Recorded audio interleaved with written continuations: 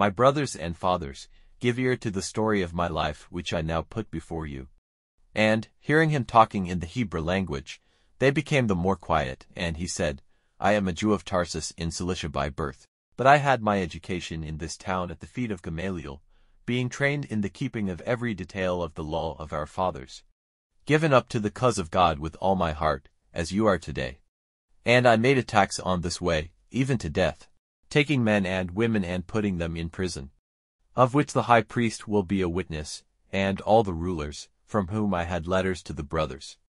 And I went into Damascus, to take those who were there as prisoners to Jerusalem for punishment. And it came about that while I was on my journey, coming near to Damascus, about the middle of the day, suddenly I saw a great light from heaven shining round me. And when I went down on the earth, a voice came to my ears saying to me, Saul, Saul, why are you attacking me so cruelly? And I, answering, said, Who are you, Lord? And he said to me, I am Jesus of Nazareth, whom you are attacking. And those who were with me saw the light, but the voice of him who was talking to me came not to their ears. And I said, What have I to do, Lord? And the Lord said to me, Get up, and go into Damascus, and it will be made clear to you what you have to do. And because I was unable to see because of the glory of that light, those who were with me took me by the hand. And so I came to Damascus, and one Ananias, a God-fearing man, who kept the law, and of whom all the Jews in that place had a high opinion, came to my side and said, Brother Saul, let your eyes be open. And in that very hour I was able to see him. And he said, You have been marked out by the God of our fathers to have knowledge of his purpose, and to see the upright one and to give ear to the words of his mouth. For you will be a witness for him to all men of what you have seen and of what has come to your ears. And now, why are you waiting? Get up, and have baptism, for the washing away of your sins, giving worship to his name. And it came about that when I had come back to Jerusalem, while I was at prayer in the temple, my senses became more than naturally clear. And I saw him saying to me, Go out of Jerusalem straightway, because they will not give hearing to your witness about me. And I said, Lord, they themselves have knowledge that I went through the synagogues putting in prison and whipping all those who had faith in you.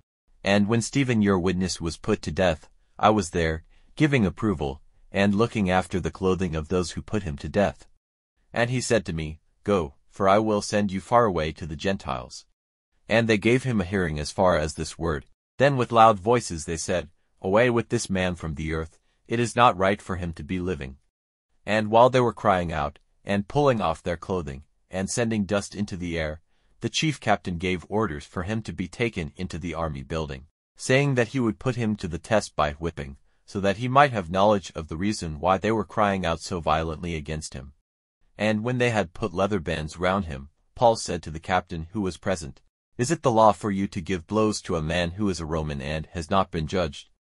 And hearing this, the man went to the chief captain and gave him an account of it, saying, What are you about to do?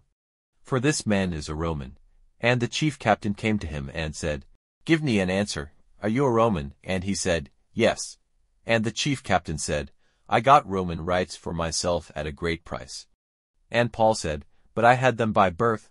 Then those who were about to put him to the test went away, and the chief captain was in fear, seeing that he was a Roman, and that he had put chains on him.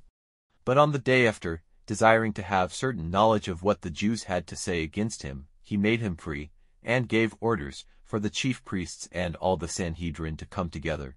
And he took Paul and put him before them.